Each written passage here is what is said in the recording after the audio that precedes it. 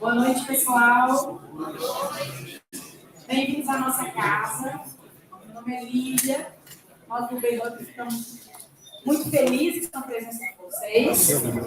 Ficamos muito felizes com o mestre que vai nos compartilhar um pouquinho do gigante conhecimento que tem no cabeção dele ali. A Tecpar também fica muito feliz em ter vocês aqui. Esperamos que possamos compartilhar conhecimento que agregue valor, que traga alavancagem para o nosso ecossistema. A gente acredita aqui que é possível ser imortal. A gente se torna imortal quando a gente compartilha o que a gente aprendeu. É o único jeito de fazer a Terra ficar melhor, fazer o planeta ficar melhor, fazer o Berlândia ficar melhor e fazer o nosso ecossistema de tecnologia ficar melhor. Um ecossistema tão ovacionado, tão aquecido, se nós esquecemos a humanidade, de nada fará sentido 0 ou 1, não é mesmo? Então, todos bem-vindos. A palavra está com o mestre. Galera, boa noite. Cara, quantas carinhas conhecidas aqui. Fico feliz demais de participar desse momento com vocês. Montar essa palestra foi uma nostalgia muito grande, porque eu fiz uma linha do tempo para trazer para vocês aqui. Inclusive, muitos de vocês vão estar aqui nos slides. Terão fotos de vocês aqui, porque vocês fazem parte dessa construção.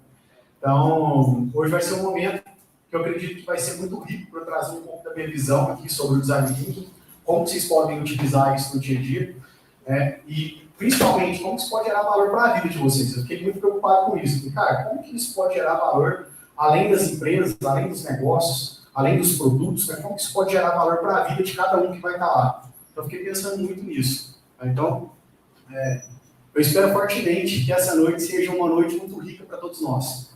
E ao longo do tempo, pessoal, qualquer pergunta, levanta a mão e fala: ô Cleiton, não entendi isso que você falou não, cara. Explica de novo, traz uma visão diferente. Então, tudo que eu falar aqui, qualquer momento que vocês quiserem me interromper, fiquem à vontade, vamos fazer uma troca aqui, beleza?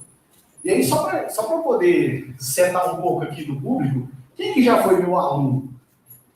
Caraca, tem um monte de ex-aluno aqui. Você foi meu ex-aluno no mercado. Foi meu ex-aluno, você foi meu cliente, na verdade. Né? Quem aqui trabalhou comigo em algum momento? Fez algum projeto comigo? Já tem uma galera ali. Show de bola. Muito bom, pessoal. E quem nunca me viu? Nunca ouvi falar de você.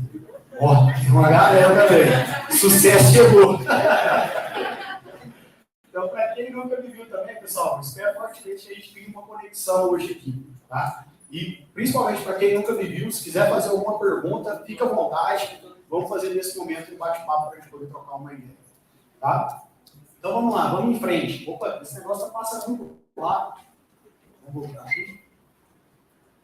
Aqui, beleza. Então, um resumo rápido do Cleiton, né? Eu fiz publicidade e propaganda, estudei na Exame, depois eu fiz um MBA em gestão empreendedora de negócios, depois fiz um MBA em métodos ágeis e me especializei nessas sopas de letrinha da vida aqui, né? Que a gente, principalmente para quem está no mercado aí, sabe quanto a galera usa termos, né?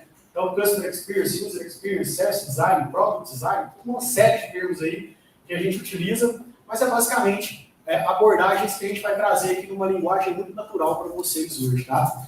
E hoje eu atuo na DOC. A DOC é uma startup, é uma fintech, né? Tem várias fintechs plugadas nela, depois eu vou trazer um pouco aqui do contexto da DOC, só para vocês entenderem. E fui voluntário aí também no Startup Weekend, no IXDA, no GSGen, que é o GEN, Global Service Gen, que foi onde eu comecei a minha história aqui. Então, tive a oportunidade de fazer diversos projetos nesse cenário. A DOC, isso aqui foi uma notícia que saiu da DOC, no TechCrunch, quando ela foi avaliada aí em 1,5 bi de dólar. Então, a gente brinca que a DOC é a fintech das fintechs. Então, se em algum momento aqui vocês já utilizaram a tecnologia da DOC, mas vocês não sabem. Então, por exemplo, se alguém aqui mandar um Pix pelo Bradesco, por exemplo, vai usar a tecnologia da DOC. Se fizer uma transação numa maquininha da Cielo, você vai usar a tecnologia da DOC. Então, tem várias coisas que estão plugadas no ecossistema da DOC. Ela foi recentemente considerada aí um unicórnio, alcançando valuation de 1,5 bi de dólar, recebendo um investimento de 110 milhões de dólares. Esses aqui são alguns dos clientes que a gente atua hoje. Né? São um retrato bem curto, pequeno, da base gigantesca que a gente tem. Então, se vocês olharem, por exemplo, o Digio, que está conectado lá, C6 Bank, Neon. Então, cara, tem um monte de banco digital, os bancos digitais, a grande maioria deles estão conectados nas tecnologias da DOC. Eu quis trazer esse contexto porque é onde eu estou atuando hoje. Né? Então, hoje eu atuo lá como um CX Manager, liderando um time de Customer Experience, para a gente poder levar uma experiência que gera valor para esses clientes. E o fundamento de tudo isso é o design thinking. Eu brinco sempre com os meninos que trabalham comigo. A base do nosso trabalho é o design thinking. E aí eu vou traduzir isso para vocês, o que é o design thinking e como que vocês podem utilizar isso na vida de vocês de uma maneira muito simples. Tá? O nosso objetivo é esse. Só que nós precisamos voltar para o tema da palestra. Aqui é um negócio interessante. Uma vez a gente foi para o Hacktal, inclusive o John estava comigo lá, a gente ia nas palestras, os temas das palestras mais fabulosos. A gente não lembra. E aí a gente chegava nas palestras com os temas mais tops, e aí a gente assistia a palestra, o cara não falava nada do tema da palestra, falava só, colocou um título foda para chamar a atenção e não falou do tema. Né? E aqui não, aqui hoje eu quero mostrar para vocês que o design thinking vai muito além do post-it. E aí tem uma história do porquê do post-it que eu vou traduzir depois para vocês, para vocês entenderem, porque eu já sofri muito com isso. Vários e vários momentos de preconceito na minha vida, porque eu trabalhava com design thinking. E depois eu vou trazer alguns exemplos para vocês sobre isso. Então vamos lá, muito além do post-it, dentro do contexto do design thinking. E a primeira palavra que eu trouxe aqui, alguém pode olhar e falar assim, o que tem a ver coach com o que ele está falando em design thinking? Aí vocês vão entender. Quando eu falo a palavra coach, o que vem na cabeça de vocês? Vamos lá? Quem pode me falar aí? Quando eu falei coach? Mentor. Gritaria. Pilantra. Boa. O Raul falou para mim hoje de manhã, charlatão. O que mais que tem na cabeça de vocês aí? Vamos lá. Mais nada? Baba de calango. Treinador. Ó, já vem na tradução literal da coisa, né? Treinador. Mas o que a gente tem aqui? Uma série de coisas que traz a nossa mente quando a gente pensa na palavra. Vou trazer uma outra aqui. Essa aqui é mais sofrida ainda. Eu brinco quando eu estou numa reunião, alguém fala, você precisa mudar seu mindset, dá vontade de sair. Vai falar assim, realmente eu preciso mudar meu mindset, sair dessa empresa, sair desse planeta. Né? Mas, o que vem na cabeça de vocês quando alguém fala mindset? Jeito de pensar. O que mais? Repertório. Vai ter book, né? Repertório. Visão. O que mais?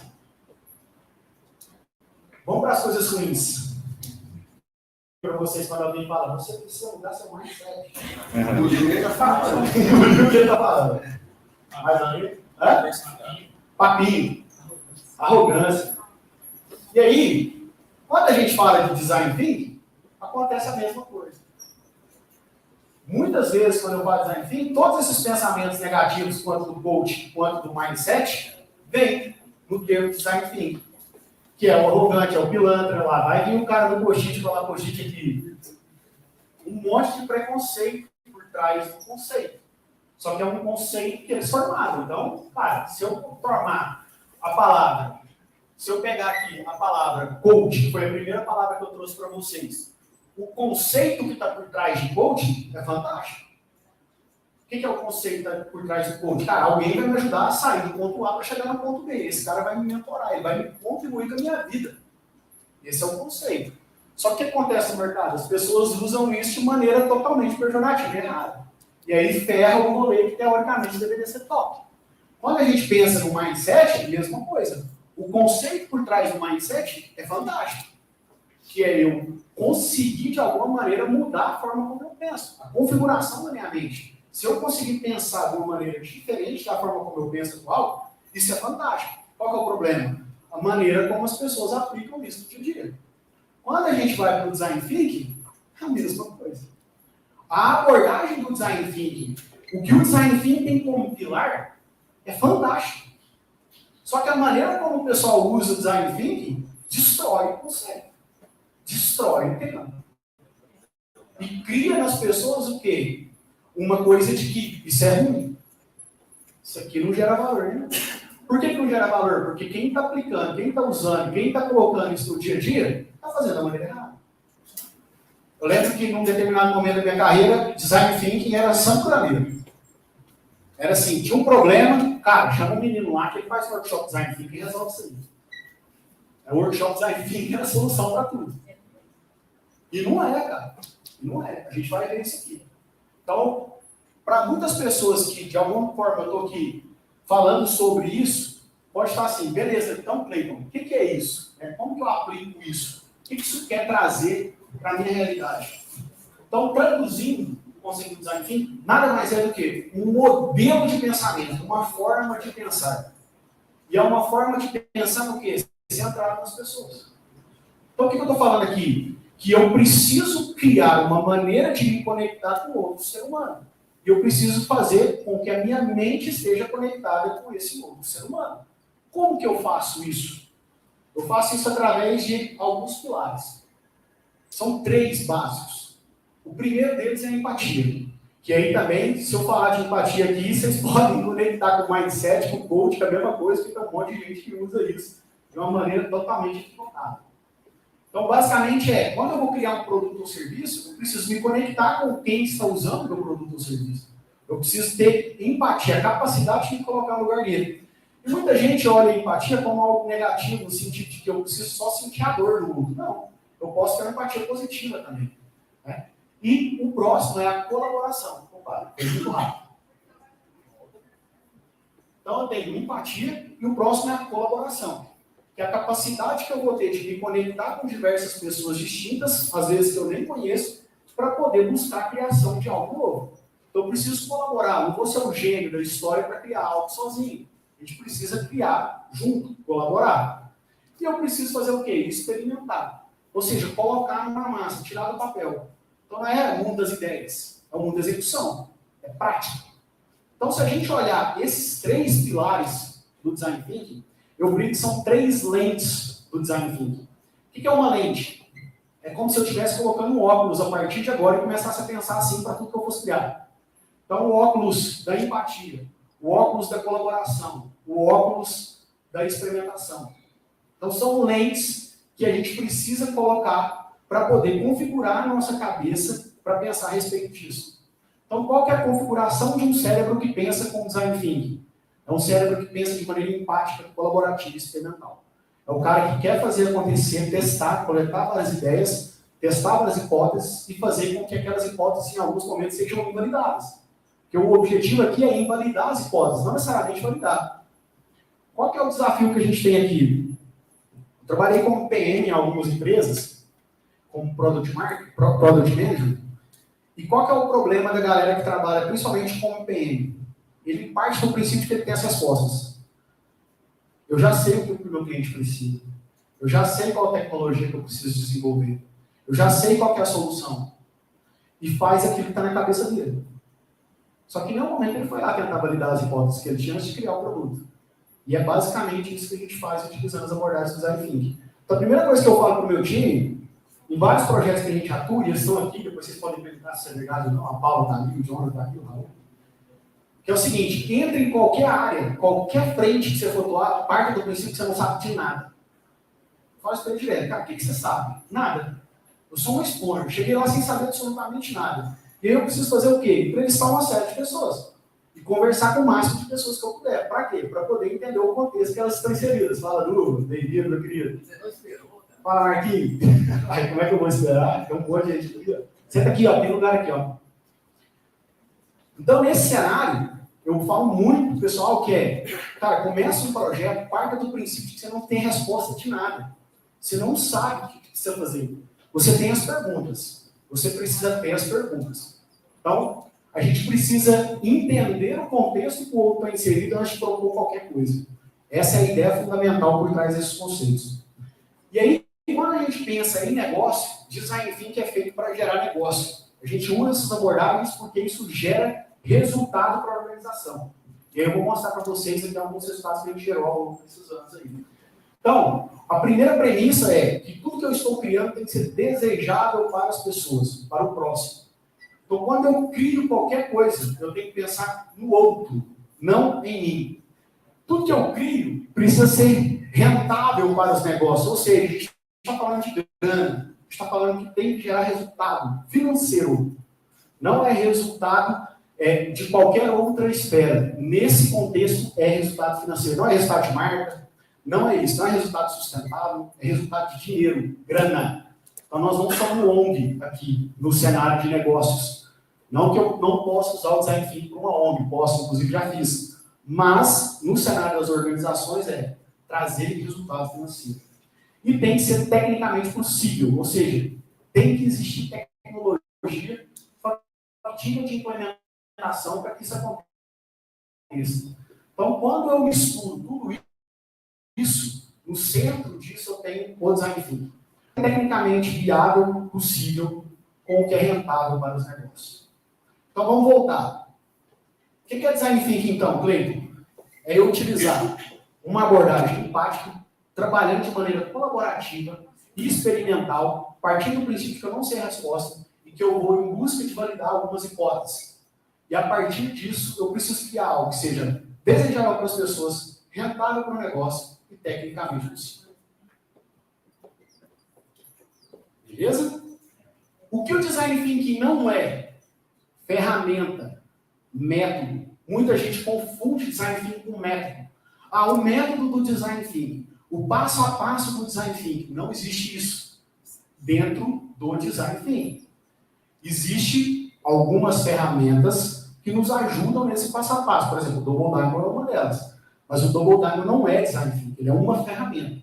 Então, o design thinking não é um método, não é uma ferramenta, não é um passo a passo. Então, toda vez que alguém quer você usa a metodologia do design thinking? Não. O design thinking não é uma metodologia, é uma abordagem, é uma forma de olhar o mundo, é uma forma de ver o ser humano, é uma forma de experimentar, de colocar a mão na massa, de testar e validar as hipóteses que eu tenho para saber se eu estou gerando ou não resultado.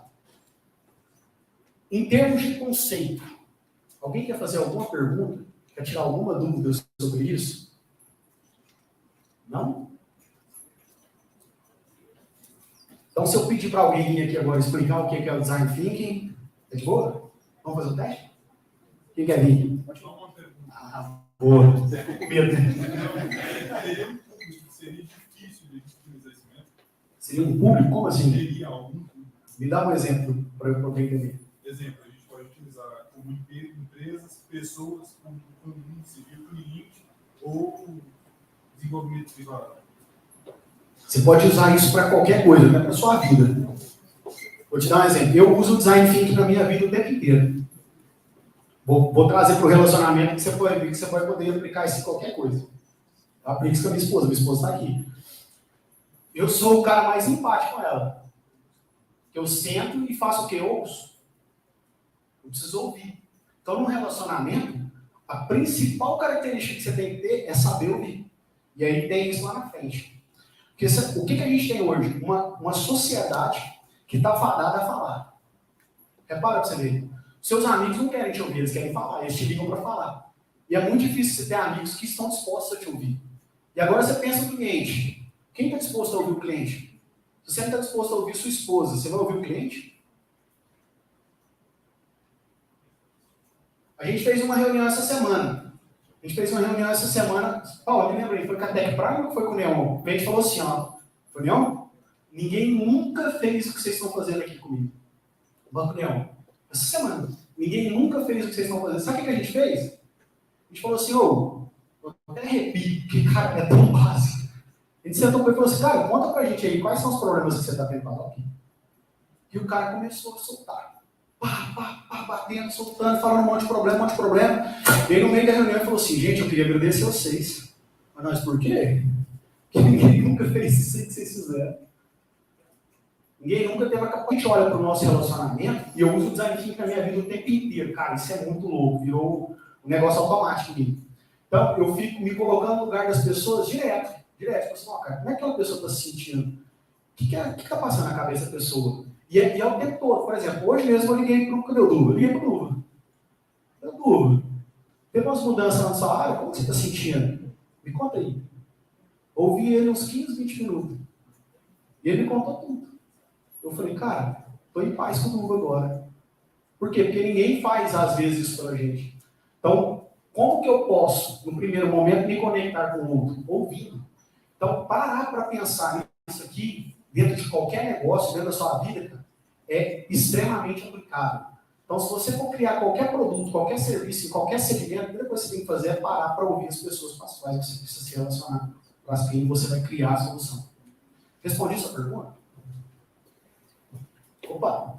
Não sei se pode mudar o assunto, mas tem uma frase famosa do Ford que fala assim, se eu perguntasse para o cliente que tem aqui, ele ia falar um cavalo mais rápido. Até que ponto eu sei que eu sei até onde eu devolvi o cliente ou não, porque eu tenho conhecimento. Perfeito. Fantástica a pergunta.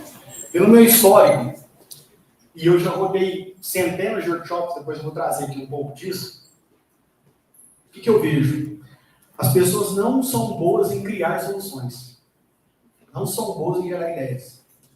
Então nós não temos que ir lá perguntar para o cliente o que ele quer.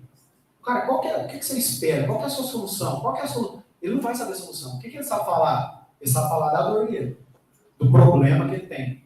Então, para quem vai trabalhar com design thinking, tem que ser muito bom em quê? E ouvir para poder identificar qual que é o problema que esse cara está tendo. E com base nesse problema, no momento futuro, propor uma solução. Em workshops que eu já rodei, várias vezes usando os próprios clientes ali, eles pegavam os problemas, davam volta no problema e criavam uma solução nada a ver. Cara, rodei vários workshops, não agora, inclusive, vários. Que a galera criava umas ideias e falava assim, não, mano, essa ideia é mesmo que você está criando, mas o problema ele tinha claro. Então o que eu fazia? Eu pegava aquele problema, identificava aquele problema e falava assim, nossa, cara, com isso aqui eu consigo criar uma solução melhor. Vou te dar um exemplo. A Algar tinha um produto, um serviço, na verdade, que era o desbloqueio em confiança. Desbloqueio em confiança. Alguém já deve ter usado esse serviço aqui. É basicamente o seguinte, você não pagou a conta. Aí foi lá e bloqueou o seu celular. Aí o que você fazia? Você ligava lá e falava assim, ô, desbloqueia para mim aí em confiança que eu paguei. Alguém já usou esse serviço? O colega já balançou a cabeça? Desbloqueia em confiança. Eu confio aí que eu paguei esse troço. E aí a Algar desbloqueava confiando que você tinha pagado. Isso gerava um problema de caixa fudido, cara, porque muita gente usava isso de má fé, tá ligado? Ia lá, usava o troço e não tinha pagado a conta. E aí, quando a gente rodou esses workshops lá, a gente rodou por uma série de grupos, né? O pessoal criava assim, ó, vamos fazer o desbloqueio de confiança por aplicativo, vamos criar o desbloqueio de confiança na URA, um monte de ideia para poder fazer os treinos. Os caras criavam os aplicativos, criavam os protótipos, um monte de coisa, mas ninguém parava para pensar no problema original, que é, de onde que surgiu o desbloqueio de confiança? Por que esse serviço existe? Será que esse serviço faz sentido existir? Então, no meu papel como consultor ali, era provocar a galera a pensar nisso. E eu, do lado de cá, pensando na raiz do problema. Então, quando a gente pensa na raiz do problema, qual é o problema fundamental, a partir do problema fundamental, a gente pensa em criar soluções. O Marquinhos aqui, está aqui, ó. O Marquinhos, nessa época aqui, foi cliente nosso. Outro case aqui, bem legal.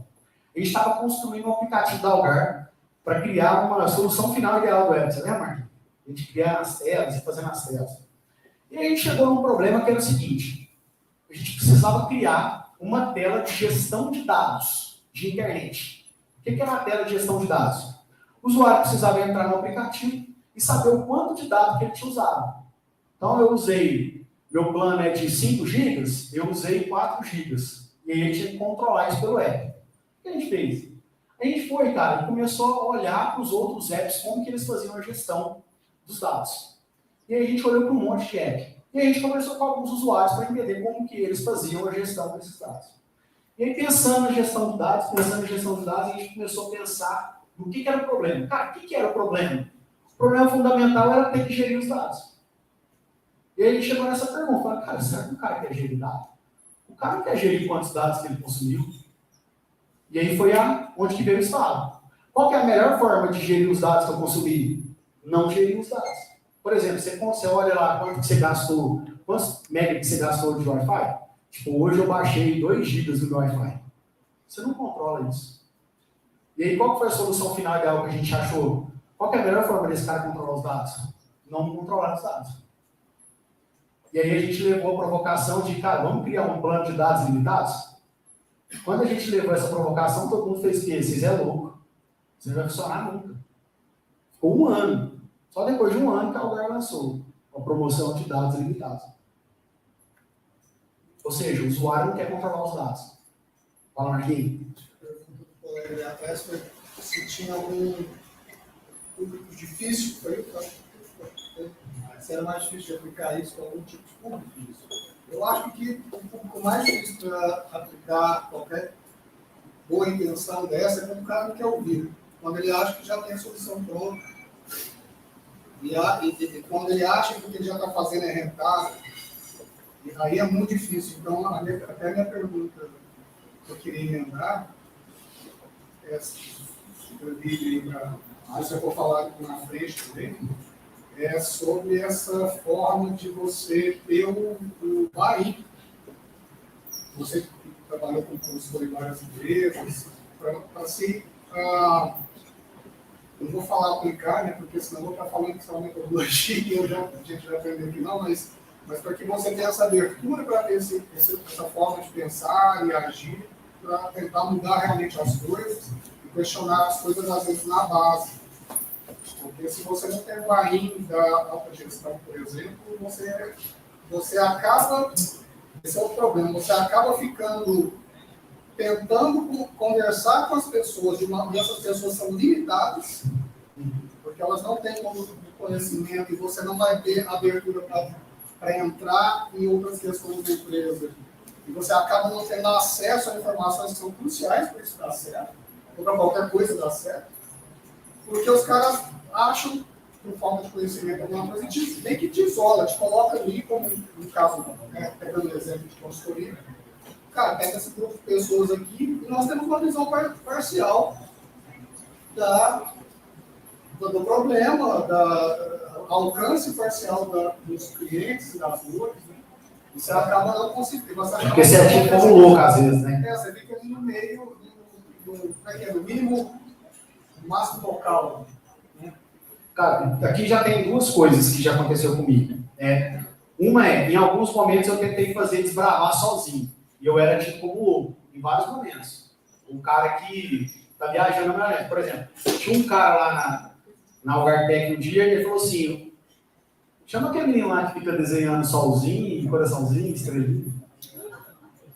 Sério, falou isso pra mim. Falou lá o menino que desenha coração, solzinho, cola coxinha. Só que ele faz isso até ele conhecer o resultado real do seu trabalho que era. Por exemplo, esse cara especificamente, aí tem até ali como um case lá na frente, que eu vou trazer, que um dia um cliente nosso, era a Yuzi, ia cancelar. E aí eu recebi uma ligação da gerente, que era a gerente da conta, falando assim, cara, a Yuzi vai cancelar, você precisa ir lá salvar o contrato. Aí eu falei, eu preciso ir lá salvar o contrato, você acha que eu sou mágico? Eu vou lá fazer uma mágica e vou salvar o contrato da Yuzi. E ela, é isso que eu preciso que você faça. Eu falei, então tá, né? Então deixa o mágico lá, né? Aí a gente foi para São Paulo, fizemos um workshop com o Caio o dia inteiro, ouvimos todas as dores dele, pensando em várias possibilidades de solução, criamos um modelo de negócio da operação conjunto com ele, e aí eu tinha levado a minha GoPro. Coloquei a GoPro no cantinho para filmar, e aí eu peguei e falei, pessoal, queria que vocês compartilhassem, dessem o feedback de como foi. E aí o cara falou exatamente a mesma coisa que o cara da Neon falou ali agora mesmo, falou assim, nenhum parceiro da Yuzi parou para criar conosco um modelo de negócio. A Algar foi a única que veio aqui e fez isso. Na época eu estava na Algartec. E, cara, graças a Deus eu tinha levado a minha GoProzinha e filmei isso. Por quê? Porque a partir desses feedbacks é onde a gente consegue ter buy-in.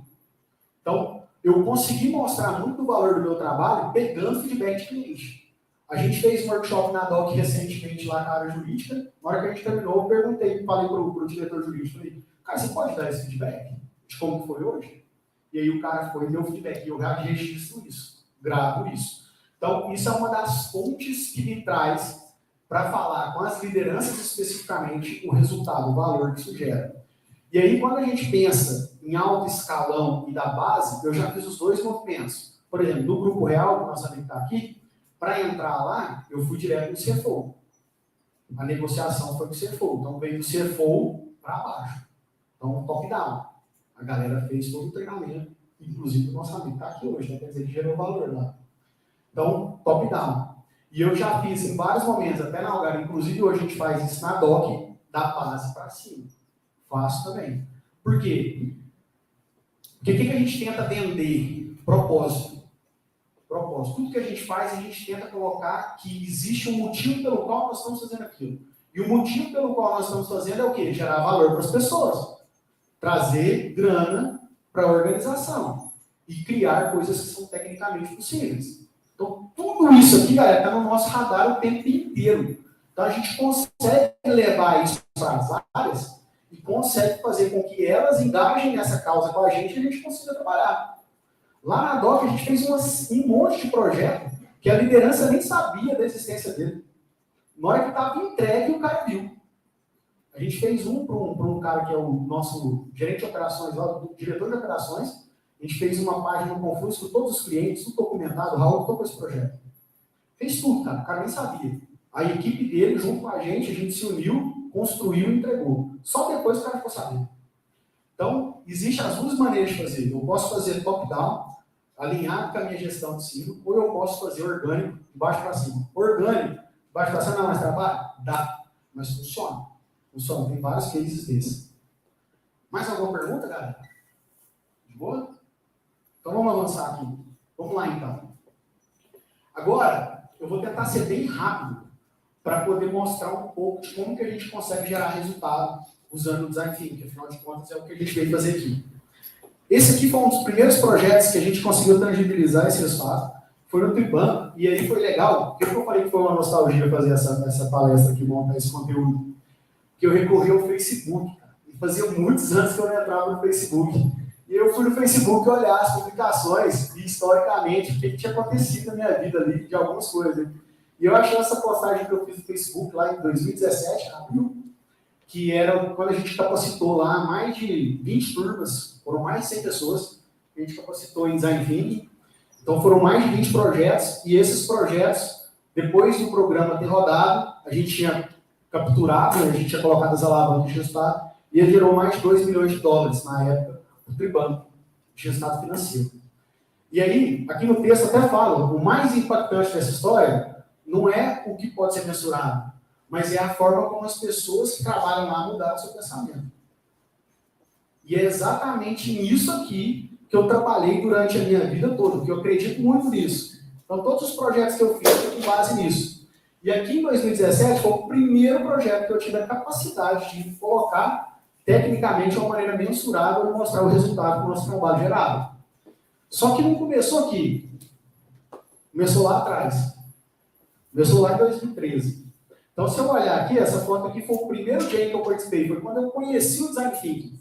Então, em 2013, foi o primeiro evento que teve aqui em Uberlândia, que foi o Global Service Jam. E aí, eu conheci o Thiagão ali, o Thiago Couto ali, ó. Thiago Couto, fundador do Uberlândia Coworking, estava lá comigo, na época, foi quando eu conheci ele. E aqui, cara, foi quando a minha cabeça explodiu. Então, eu quero que vocês guardem essa imagem aqui, ó. Lembra desse retrato aqui de 2017, que ele vai voltar lá na frente, mas eu vou contar essa linha do tempo para vocês, que foi aonde tem várias nostalgias aqui, para a gente poder chegar lá. Então, para eu chegar lá em 2017, gerando esse resultado, eu tive que começar lá atrás. Então, comecei em 2013, em março, abrindo minha cabeça para o mundo do Design Thinking, foi quando eu conheci esse contexto, esse conceito, e fiquei encantado. Nesse final de semana aqui, pessoal, eu conheci um monte de ferramenta. Estudei um monte de coisa, aprendi coisa pra caramba, velho. Foi assim, uma bomba na minha cabeça. Falei, cara, eu trabalhava numa indústria, trabalhava na Cucaflex, e eu me senti em 1980, numa indústria. Tipo, cara, tô perdendo meu tempo aqui. E quando eu vi esses conteúdos, eu falei, mano, isso aqui é o futuro, velho. Esse bagulho aqui vai ser doido. Falei, cara, vou estudar esse troço. Vou estudar esse negócio aqui, porque isso aqui, eu acredito que esse negócio aqui pode gerar valor pra minha vida. E aí comecei a estudar. Isso aqui é uma foto, então os meninos ficam me zoando que eu coloquei a Gabi ali. Isso aqui é a foto da minha formatura, quando eu também me formou, em 2012. E aí tem até a galera que estudou comigo, o Rafa tá aqui, ó, estudou comigo. E aí, eu não tinha com quem trocar ideia. Eu tinha conhecido esses troços aqui tudo, falei, mano, com quem que eu vou conversar sobre isso? Não tinha com quem conversar. Aí eu falei, nossa, quer saber? Eu vou chamar os meninos que formou comigo. Aí chamei todo mundo. Aí foi só o Hudson e o Moritinho. Eles foram lá para casa no final de semana.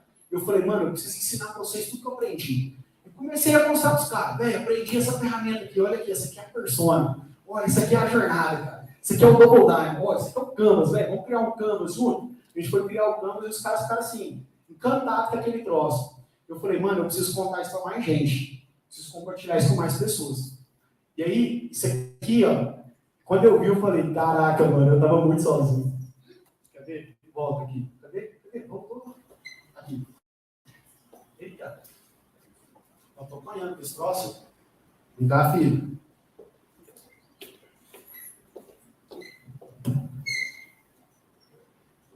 Aqui. Isso aqui foi uma postagem que eu fiz. Ia rolar um evento em São Paulo, o Startup Jam. Falei, cara, eu quero ir para esse troço. Quero ir. Deixa eu ver se eu consigo alguém para ir comigo para fazer esse troço. Até hoje.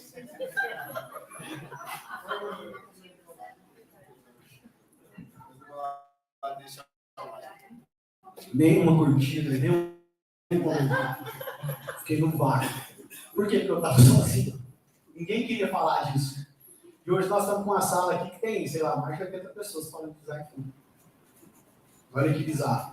Então aqui, em 2013, eu estava falando sozinho, cara. Não tinha com quem conversar, não tinha com quem trocar ideia. Tá lá em agosto. Então, eu tinha estudado tudo em março, com a cabeça fresca, querendo compartilhar, querendo estudar sobre o tema, levar isso para as empresas. Então, imagina 2013 batendo numa empresa para falar design thinking.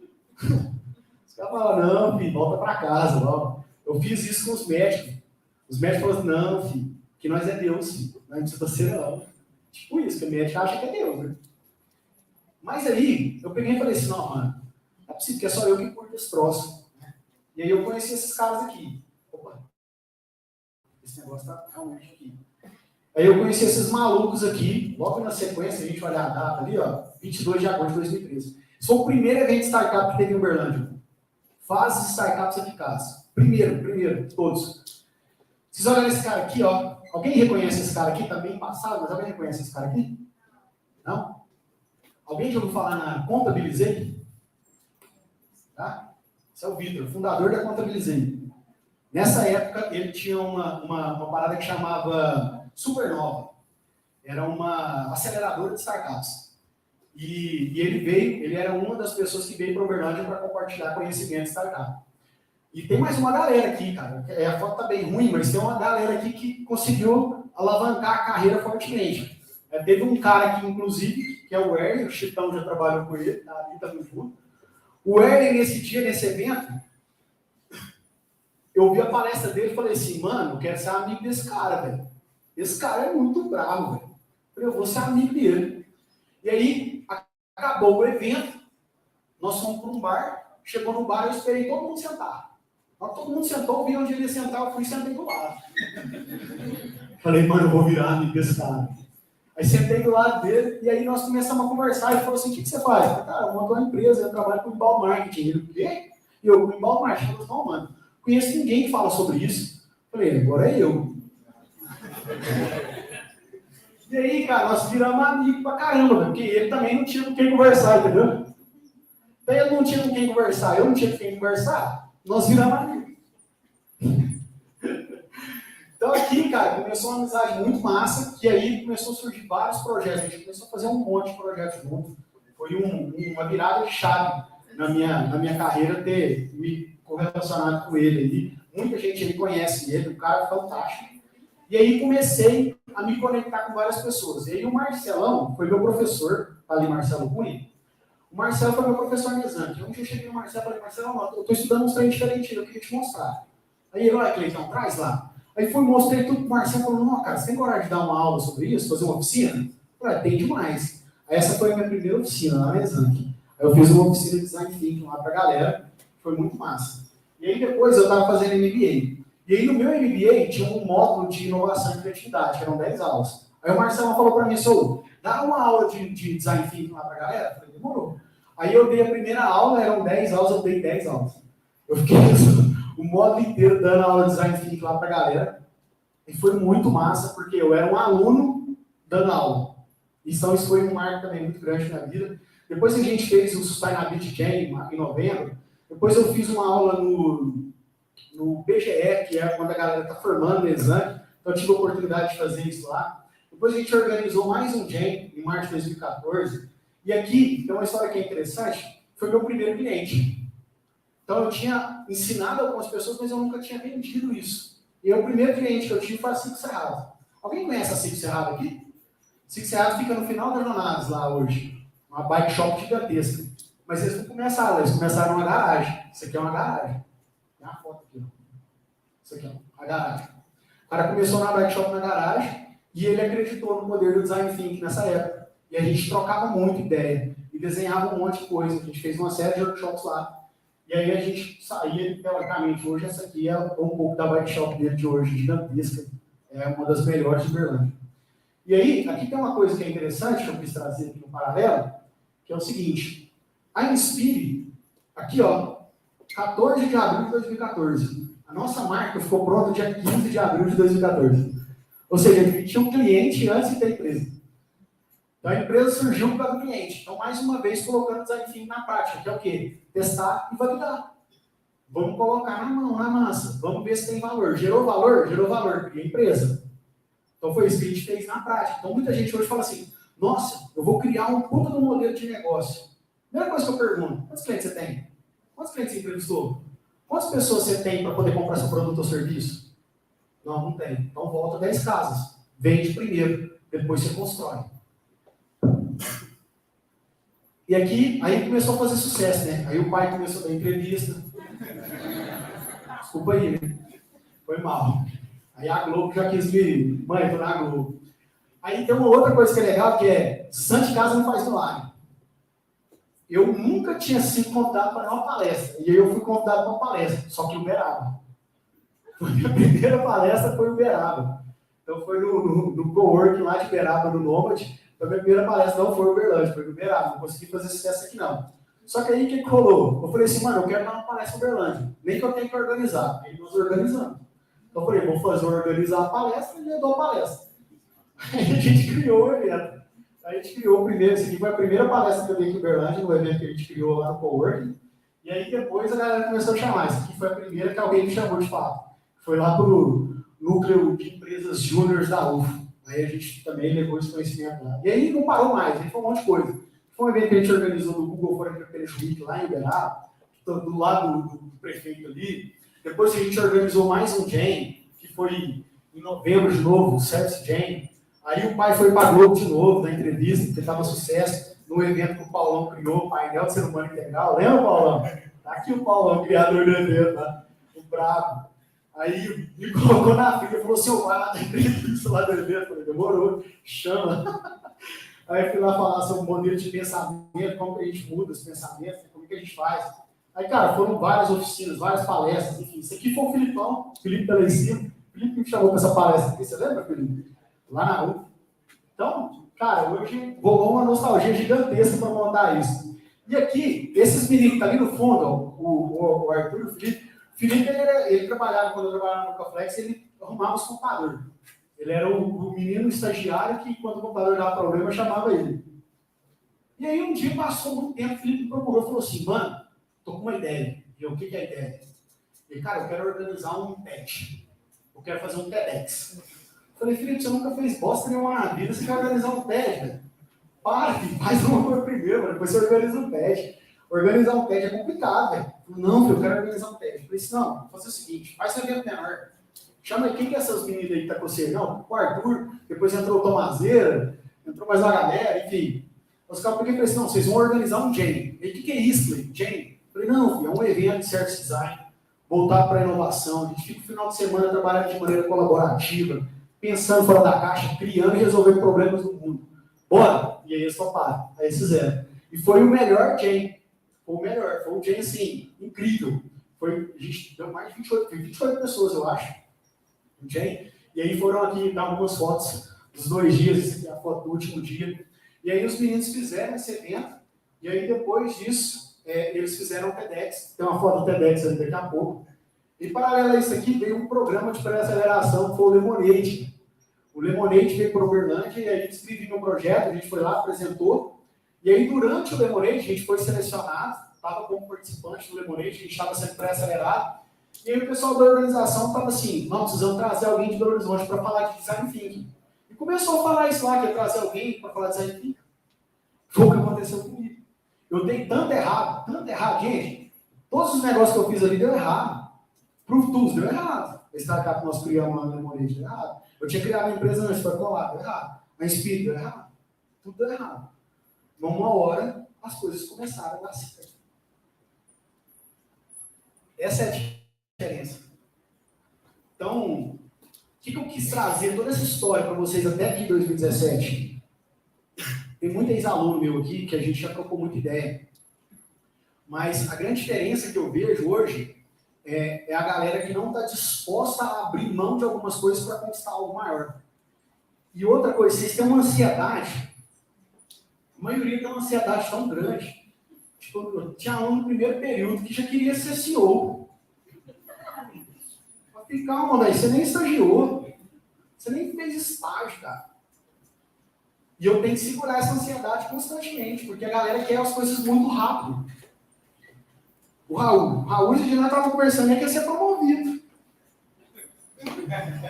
O cara nem formou.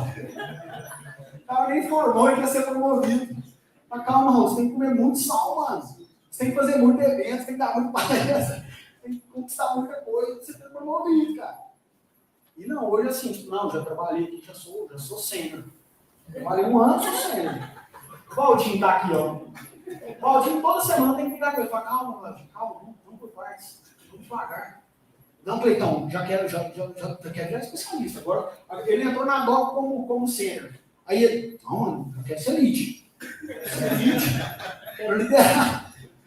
Calma, Val, você entrou agora, mano. Tem nem um ano de DOC aí, você já quer ser lead. Não, quero ser lead, mano. Vou virar lead. Então, assim, eu tento lidar com essa ansiedade o tempo todo da galera. Por quê? Porque as coisas muito rápido. E pensa comigo, cara, 2013 eu já estava formado com MBA. Foi onde começou. Então, hoje os moleques tá, filho, vou falar de salário, não. O Valdinho nem formou. O moleque ganha bem pra caralho, filho. O moleque ganha muito bem, velho. O Jonathan formou ano passado. Aqui, ó, ganha bem demais também. Os caras tudo ganham bem, velho. Felipe, não sei quanto você ganha, Felipe. Então, assim, cara, demorou muito para eu poder colher esses frutos. Muito. Mas aí, galera, o que eu falo para vocês? O que é o meu papel? Acelerar a curva de aprendizagem de vocês. Vocês não precisam ter a mesma trajetória que eu consigo acelerar. Então, muita gente me procura porque eu consigo acelerar a carreira deles. Eu consigo fazer isso. Eu tenho a possibilidade de fazer isso. Até que tem um monte de gente aqui que, de alguma maneira, conseguiu acelerar a carreira. O Márcio está na DaVinci hoje. O Márcio foi um evento que a gente organizou, está ali na frente. Sabia nem o que era o X. Hoje, trabalha como Product Designer da DaVinci. Tem o quê? 2 anos. Né? Talvez até menos. Mas eu vou mostrar isso aqui. E aqui, ó. Então, vamos em frente aqui, rapidão. Aí continuei, parei não, continuei fazendo as coisas. Aqui, na Pompeia, foi uma das primeiras comunidades que teve no Uberlândia. Isso aqui foi no Rio Quente, resorts que eu fui lá capacitar a galera para poder oferecer uma experiência fantástica. Esse aqui é um amigo meu, Daniel Casa, que ele criou uma empresa que chama 2 Quartos Imóveis, a gente fez um workshop lá com ele. Isso aqui foi capacitando todo o time de gerência de experiência e projetos, lá no Rio Quente também. Aqui foi um hackathon que eu organizei na Alberto Telecom, uma palestra que eu dei ao Beraba. E aqui foi quando eu fui para a Algar Tech, quando eu entrei para o Lab de inovação lá na Algar. E a gente fez uma série de projetos. Então, um projeto que a gente fez com o Jurídico, a gente trouxe uma grana violenta desse projeto, eu nem lembro quanto foi, mas foi muita grana que a gente trouxe aqui, com esse projeto. O projeto que a gente fez para a Hold. O prêmio que eu recebi lá na Algar Tech de inovação. Aqui foi quando eu fui reconhecido pela ABS Startup para contribuir para o ecossistema da cidade de inovação. Aqui uma outra palestra que eu fiz também na Algartec. Isso aqui foram alguns eventos que a gente criou depois. A gente criou o primeiro XDA, está até cortando ali, mas o primeiro XDA a gente fez aqui em Uberlândia. Aqui o primeiro movimento de UX, que foi nesse evento aqui que o Márcio foi. Aí levou uma galera, teve um evento do Sebrae, aí o DT Week que a gente fez lá na TEC, depois um evento lá do Brain, que eu dei palestra também. Aí criei lá na TEC o Lab Talks, que era o momento que a gente levava um monte de gente para poder falar sobre inovação, criatividade, enfim. Depois coloquei os meninos para organizar a DT Week. A DT Week, cara, foi um evento gigantesco, a gente colocou um monte de gente lá na UERJ, foram mais de 150 palestras. Tá aqui o Valdir ali, ó. Tá a Mônica ali também, o Jonathan tá ali, tá uma galera ali que de alguma maneira, depois disso aqui, cara, criou uma carreira, assim, fantástica. Hoje eu tenho, na DOC, eu tenho 7 ex-alunos trabalhando comigo, na DOC. Então, cara, isso para mim é o meu maior case de design, saca? Pegar os meninos que não sabiam nem o que era design, sabiam nem o que era UX, conseguir capacitar eles, conseguir desenvolver, trazer o norte, dar o rumo e fazer eles evoluírem na carreira. Isso para mim é o meu maior marco. Então, basicamente, aqui a trilha, rapidão, ó. Eu estudei na Exanc, fui para a Fuca Flex, conheci o Felipe, criei Inspire, quebrei, criei a Groove, quebrei, depois a gente criou o Predict, que foi a primeira startup que a gente conseguiu investimento, depois fui para a Algar, depois fui para a Tallink, montei a Duinotalk, tive uma passagem na ZUP, eu falo que eu fiz um MBA na ZUP de 100 dias, que eu fiquei muito pouco tempo lá, mas foi um MBA de 100 dias que eu falo, cara, foi muito massa, um MBA de liderança. E depois fui para a DOC, trabalhei com várias empresas aqui, eu coloquei algumas só, e aqui tinha um case da Yus que eu queria compartilhar com vocês, e eu quero mostrar para vocês como que a gente faz na prática, para vocês entenderem como que a gente organiza essa estrutura, rapidão. Vou compartilhar aqui. Como que a gente faz? Como é que eu estou de tempo aí, Fred? Pode mandar ver. Tá aqui, galera, quero mostrar para vocês como que a gente faz aqui na prática, tá? Basicamente, a gente tem aqui, ó, um framework que a gente correlaciona os três cenários. Eu tenho aqui a correlação do Design Thinking, eu vou dar um zoom maior depois aqui, tá? Eu tenho a correlação do Design Thinking, do Lean Startup e do Agile. Tudo num framework só. Depois, se vocês quiserem ter acesso a esse material, eu compartilho com vocês, tá? Posso tornar esses links todos públicos aqui, compartilho a apresentação, compartilho os boards com vocês, para que vocês possam aplicar isso no dia a dia de vocês aí. Então, basicamente, o que a gente tem aqui, ó? O Design Thinking, ele começa, né, num contexto aqui de quê? De investigação. Ou seja, eu parto do princípio que eu não tenho resposta. Então, eu vou pesquisar, vou aprofundar para poder entender o cenário que eu estou inserido. Então, a gente começa aqui, ó, no entendimento do problema. Depois que eu entendo o problema, eu consigo organizar isso em priorizações, porque eu não vou conseguir resolver todos os problemas. Eu posso começar a priorizar isso. Então, eu vou fazer uma parte de discovery fantástica aqui, bem ampla, depois eu posso abrir isso para vocês entenderem como isso funciona melhor. Então, eu venho para o entendimento do problema, eu defino qual que é o problema, e a partir da definição do problema, eu vou explorar várias possibilidades. Então, só aqui que eu começo a gerar ideia. Então, só depois de um entendimento profundo do problema que eu gero ideia. Isso aqui, para mim, foi aonde caiu a minha cabeça, a bomba na minha mente. Deixa eu trazer aqui, ó, só para explicar isso visualmente melhor para vocês. Porque quando eu trabalhava na faculdade, quando eu estudava lá, a galera falava assim, ó, não, vocês têm que gerar ideia, vocês têm que dar ideia. E a gente falava, não vou dar ideia para quê? Que ideia eu tenho que dar? E depois, ao longo do tempo estudando, eu vi que a ideia está aqui, ó. Só que olha o tanto de etapa que eu tenho que cumprir antes de chegar na ideia. Então, antes de dar ideia para resolver qualquer problema, para fazer qualquer coisa, eu preciso saber qual é o problema que eu estou resolvendo. E o Arthur chegou aqui hoje, a gente estava conversando e falou assim, não, mano, onde eu estou lá agora, você não tem noção, o povo só quer dar ideia. E onde eu estou também. Então, um monte de gente está pensando o quê? Qual que é a tecnologia? Não que seja um problema, mas o viés tecnológico, às vezes, nos cria uma visão míope. Então, eu não posso olhar só para a tecnologia, eu também tenho que olhar para a tecnologia, mas como um meio. Então, aqui, a ideia é uma das etapas do processo. Eu tenho que fazer várias coisas antes. Então, eu tenho que entender qual que é o contexto que eu estou inserido, observar esse contexto, criar um ponto de vista sobre isso e, a partir disso, gerar a ideia. Então, eu gero ideia, prototipo, testo, itero. Ou seja, eu faço isso contínuo, cíclico. Eu faço isso várias vezes. Só que eu faço todo esse processo com o quê? Meu olhar empático, meu olhar colaborativo, com a minha mente de experimentação. Olhando para a rentabilidade dos negócios, olhando para a tecnologia e olhando para o que isso é desejado pelas pessoas. A gente tem aqui, ó, um framework. Isso sim é um passo a passo da construção de um projeto. Essa é uma ferramenta. Esse é o Double Diamond. E ali a gente tem a correlação do Double Diamond com o Lean Startup e com o Agile, tá? Onde a gente conecta tudo. Então, eu tenho aqui o problema, eu exploro ele, e aí, a partir disso, eu vou gerar ideias. Vou gerar possibilidades de solução. Eu prototipo isso, testo. E aí, quando eu prototipo e testo, quando a gente vai para o Lean Startup aqui, ó, aí a gente vai fazer o quê? Construir a nossa visão de produto, definir a estratégia, fazer um mapeamento, definir o meu backlog, do que eu vou criar, para a construção do meu MVP. O MVP é o mínimo produto viável. Que é o quê? Eu preciso construir o mínimo possível para poder testar e validar as hipóteses que eu tenho. eu não preciso desenvolver algo gigantesco para poder testar e validar as hipóteses. Eu faço isso de maneira cada vez mais incremental. Por isso que a gente usa o método ágil. Então, o método ágil não é porque é ágil, que é legal, que é bonitinho. Não, é porque gera resultado.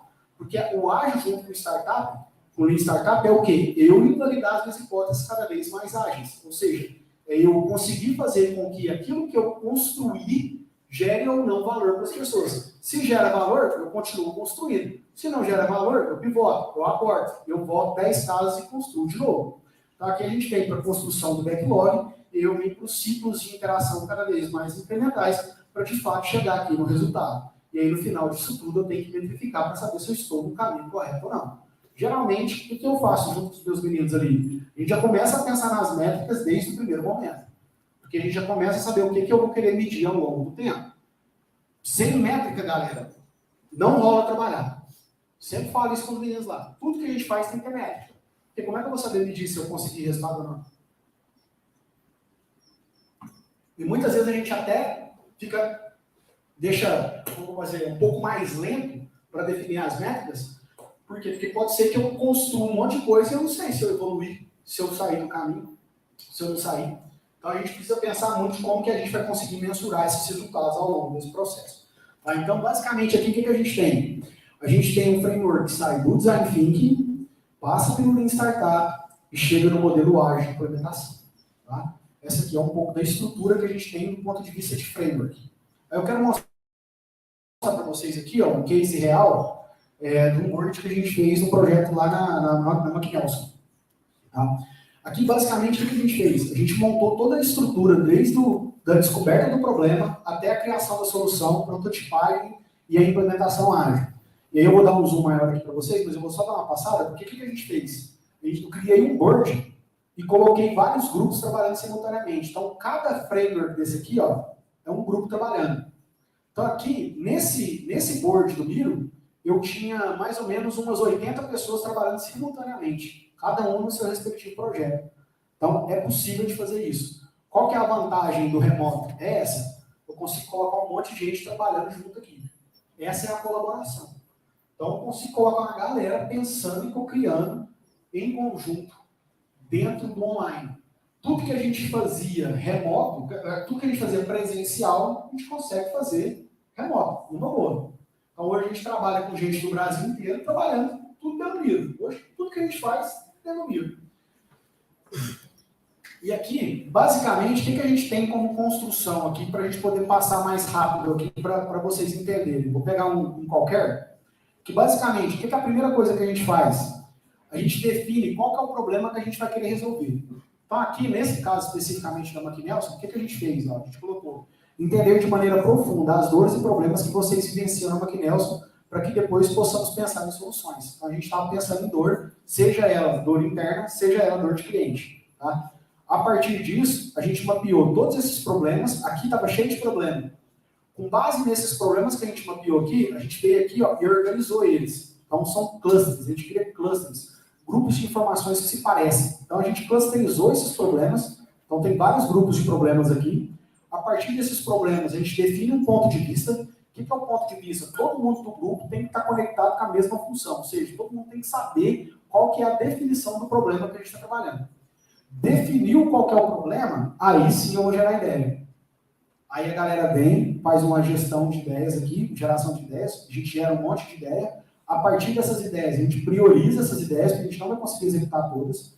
Priorizou as ideias, a gente seleciona ela. Selecionando a ideia, aí aqui a galera vai para uma parte de UX, né, começa a construção de personas aqui para poder entender para que vai ser construído esse troço.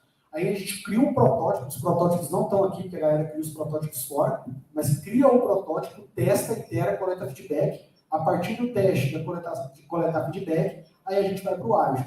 Aí a gente usa aqui uma parte de visão de produto, né, usando um pouco do Lean. A gente define aqui uma parte de OKR, e aí a gente vai para o backlog. Então a gente constrói ali o que vai ser implementado a partir do tempo. A gente define ali uma sprint, né? Esse grupo aqui especificamente quis trabalhar com sprint mensal, define as sprints e aí vai para a implementação. Desse programa aqui que a gente fez na McNelson, o que a gente fez? A partir dessa implementação, a gente fez um momento de apresentação desses projetos. E a galera pôde compartilhar o que cada grupo fez para gerar os resultados que a gente precisava lá para a Maquinex. Então, essa é um pouco da maneira que a gente traz aqui para o dia a dia. E agora, só para a gente fechar um pouco do ciclo, né, e eu vou voltar para as perguntas, quero mostrar um pouco de como que a gente tem feito lá na Adobe. Então, agora a gente usa a mesma abordagem, essa aqui é a mesma visão do Double só que com outro tipo de explicação, mas é o mesmo conceito das etapas. Então, a gente tem para imersão, ponto de vista, ideação, prototipagem, teste e interação. Então, essa visão aqui, galera, a gente usa para todos os projetos que a gente faz na Adobe. Então, quando a gente olha aqui, o que a galera está fazendo, por exemplo, isso aqui, então o projeto saiu da imersão, foi para o ponto de vista e nesse momento ele está na ideação. Depois da ideação, ele vai para prototipagem, testa e itera. E aí sim ele vai para a implementação. Esse projeto aqui, inclusive, a gente já passou por todas as etapas dele. Agora está em implantação. A galera está desenvolvendo as mudanças que a gente coletou lá. Então aqui, basicamente, o que a gente fez lá, né? A gente pegou e entrevistou 18 áreas. Aqui é o principal trabalho que a gente tem que fazer. O trabalho de investigação, de discovery, é eu conversar com o máximo de pessoas. Então, nesse trabalho aqui, cara, a gente conversou com 18 áreas que interagiam com o Legal. Então, você pensa, você conversar com 18 áreas, é muito trabalho. E aí tem uma consolidação gigantesca por trás disso aqui. Tá?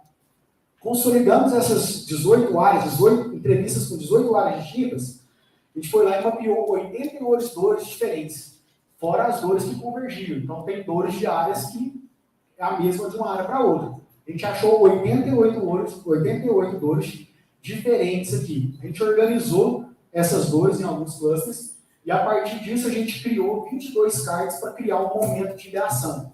Então, nesses cards, o que a gente tinha? A gente tinha qual que era a dor, de quem que era a área, como que essa dor acontecia, o contexto dessa dor e a possibilidade para a gente poder gerar ideia. E aí, com base nisso, a gente foi gerar ideias para resolver esses problemas. E aí surgiu um monte de ideia para poder resolver.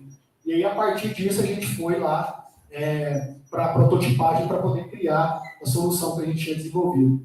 Esse aqui é um trabalho, esse aqui é um trabalho feito pela Natália. E aí, agora, a gente já está na fase de interação aqui. Esse aqui foi um trabalho feito pelo Raul. O Raul passou por todas essas etapas, imersão, ponto de vista, ideação. Ele estava no protótipo, ele acabou de finalizar o protótipo semana passada, está aprovado, agora foi para a produção. Então, ele criou todo o protótipo em alta fidelidade, testando tudo que acontecia no protótipo. O Saulo, que é especialista em criação de protótipo aí, criou todo o protótipo em alta fidelidade. A partir disso, passa para o time de desenvolvimento, que a galera vai colocar e implantar isso na prática. Então, aqui foi um pouco o trabalho que o Raul fez. Ele teve que entrevistar também uma série de áreas para construir um pouco do desenho da jornada macro do cliente. Ele encontrou algumas dores nesse momento, fez o que ele chama lá, o Raul gosta de usar termo em inglês, aí ele chama de skin the game. Eu usou ele todo dia por isso, falei, cara, para de usar esses termos, velho. Mas enfim, entrevistou essas áreas aí, construiu um monte de coisa e se colocou na pele, né, no lugar do cliente para poder fazer toda a experiência, que era a experiência de entrada do cliente no site da Doc.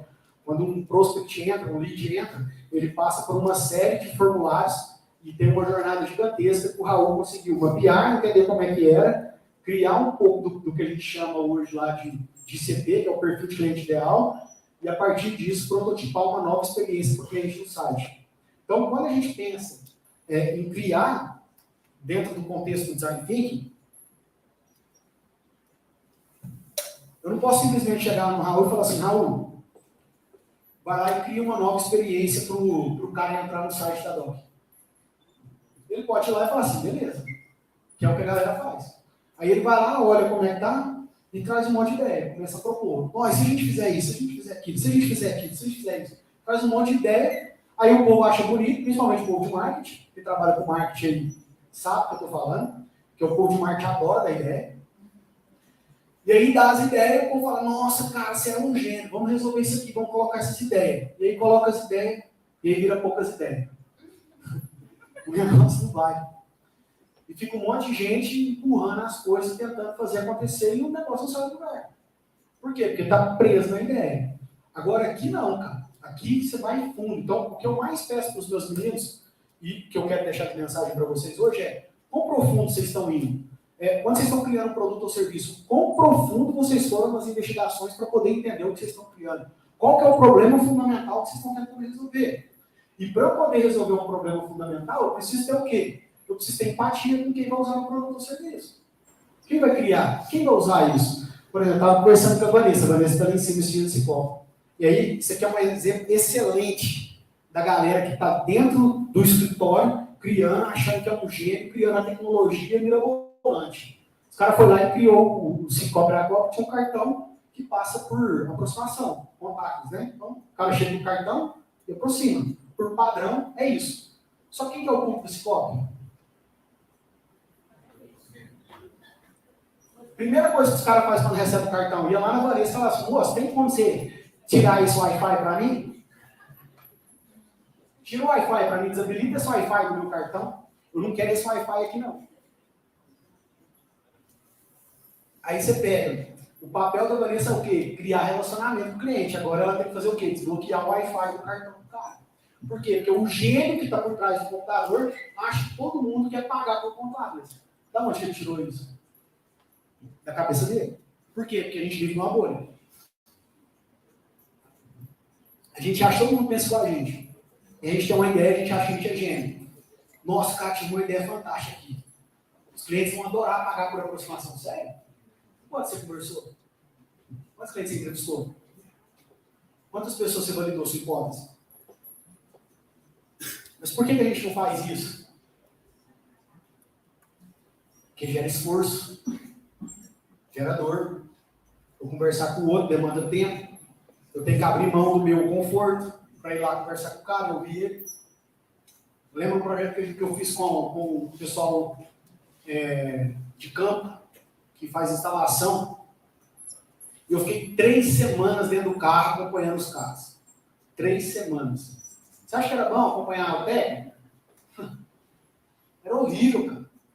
Ficava dentro do carro o dia inteiro, sol quente, rachando. Eu fiquei 3 semanas acompanhando o carro. Hoje eu chego num técnico, eu converso com o cara fala, cara, como é que você sabe a minha vida tanto assim?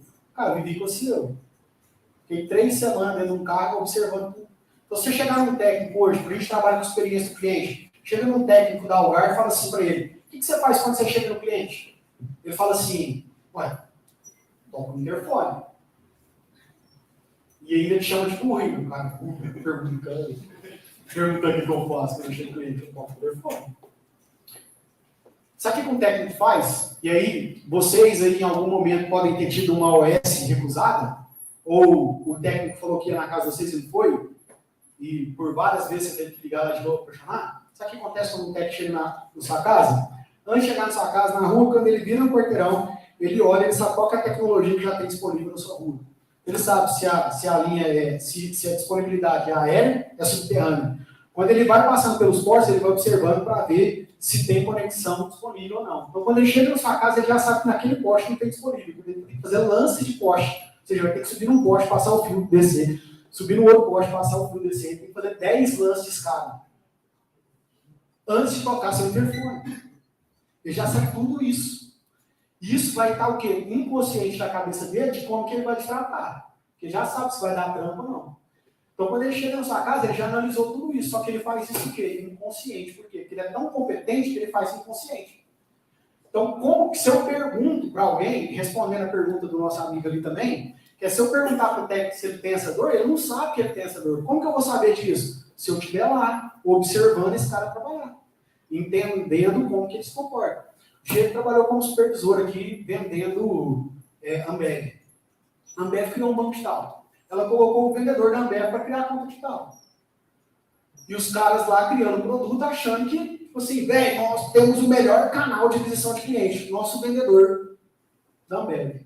O vendedor da Ambev quer vender conta digital, velho. Ele quer vender cerveja.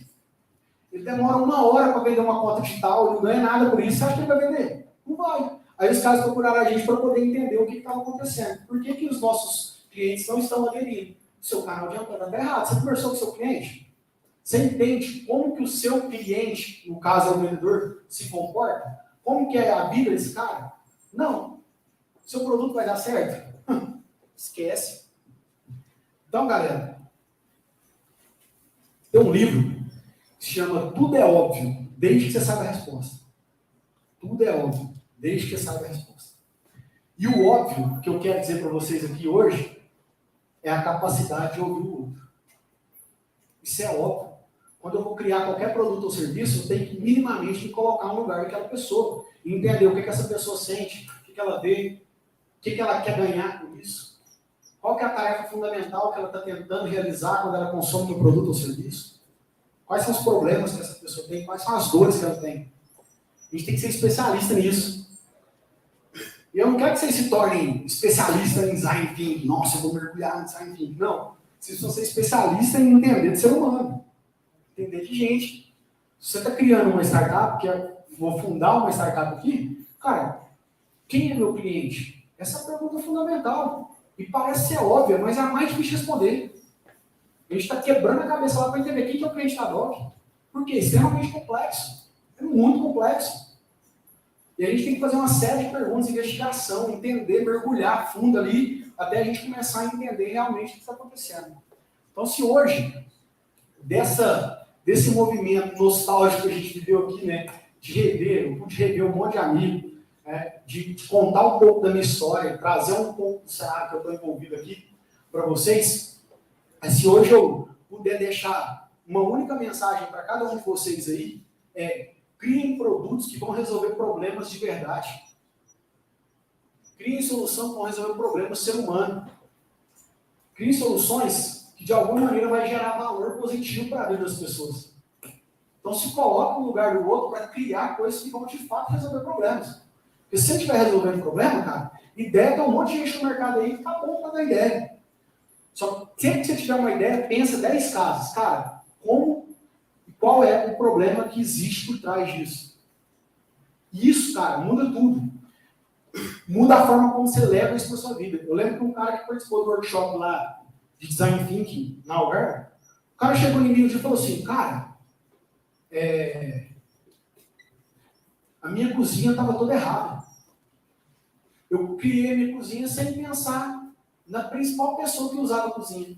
Quem que era a principal pessoa que usava a cozinha lá? Era a esposa dele. Ele projetou a cozinha dele pensando nele, não na esposa. Ele falou, cara, mudei tudo.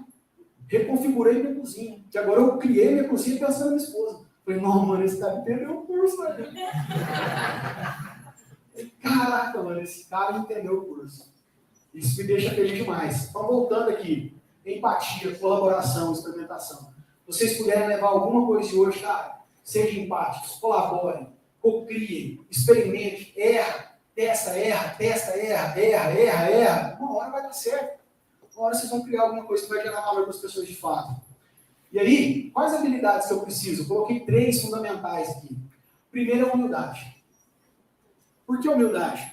Inclusive, a pregação na minha igreja domingo foi sobre isso. Eu falei, nossa, está conectado, Deus é bom demais. Isso aí. Por que a humildade, cara? Porque a gente acha que a gente sabe tudo, cara. Eu falo sempre comigo, cara, quarto princípio você não sabe nada, mano. O que eu sei disso aqui? Nada. Vamos lá, deixa eu aprender, deixa eu conversar, deixa eu descobrir. Porque isso é uma esponja, velho. Tudo é novo. Tem um olhar de turista. Você tem que chegar no lugar e falar, cara, eu não sei nada aqui. Deixa eu conhecer o que está acontecendo, deixa eu conhecer as pessoas, conversar com elas. Saber ouvir, falei muito disso aqui hoje. Saber ouvir. E eu fiz um one-on-one com um mentorado meu essa semana, e aí ele falou assim, cara, ele nunca tinha feito um one-on-one. Eu ensinei para ele como que ele ia fazer um one-on-one e tal. Ele falou, não, cara, meu time passou a me ouvir mais, cara. Agora eu tô muito feliz, cara, de ouvir as pessoas. Ele falou, estou muito feliz de ouvir as pessoas. Ele é casado com a minha irmã. E aí eu peguei e falei assim, e a sua esposa, está feliz em te ouvir? Eu falei, calma, você me dá uma pedrada. Falei, e aí, você está tirando tempo para ouvir sua esposa? Ele falou, é verdade, eu tenho que fazer um one-on-one com ela, né? Você tem que fazer um one-on-one com ela. Tem que sentar com ela e ouvir. E aí vocês vão aplicando isso na vida de vocês, cara, rotineiramente, você nem percebe. Você vai fazer isso constantemente. E saber provocar, para pensar diferente. Saber provocar para a gente poder criar. Porque se eu não provocar a mudança não vai vir, gente. Não vai vir. Vocês estão sendo a mudança. Então eu cheguei numa empresa, essa empresa não tem ninguém que trabalha com design. Ninguém aposta no design. Olha, bom demais, filho. Tudo mato. Pra você, ó. Olha o campo aberto. Vai lá e brilha. Vai lá brilhar. Você tá sozinho no universo. Faz as coisas acontecer, velho. Lembra da minha postagem lá? Eu postei e fiquei no vácuo, ninguém quis conversar comigo, velho. Opa, oportunidade, ninguém quer estudar sobre isso? Deixa eu estudar sobre esse negócio. E vamos em frente. Então saiba provocar, seja a mudança que você queira ser. Faça a mudança que você queira que aconteça no mundo de alguma maneira. Aqui está a visão. E é a última mensagem para a gente poder encerrar, que é o conceito do Jane, que é o do not power. O Jane tem esse conceito que eu acho fantástico, que é, principalmente os estudadores falam, que é, cara, para de falar, faz. Executa.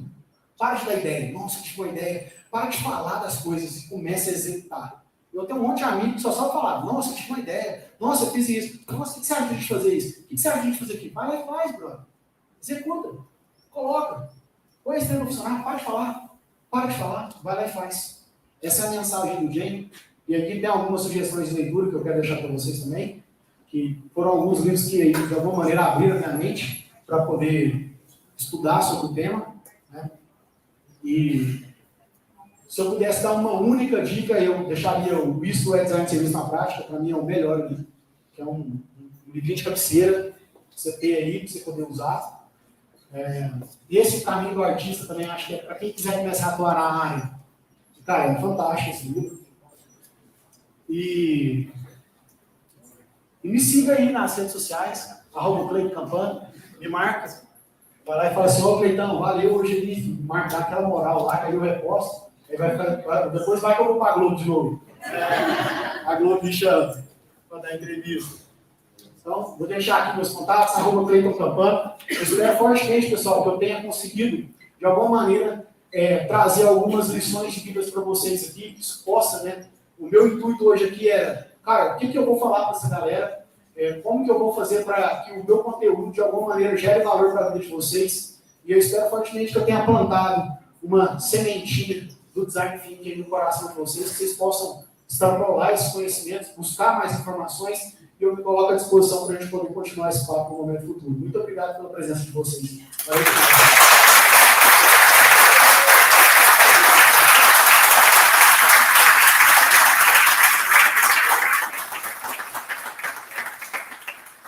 Última coisa, participem do ecossistema, ajudem isso aqui a acontecer, porque isso aqui só acontece porque tem gente trabalhando por trás, e dá um trampo,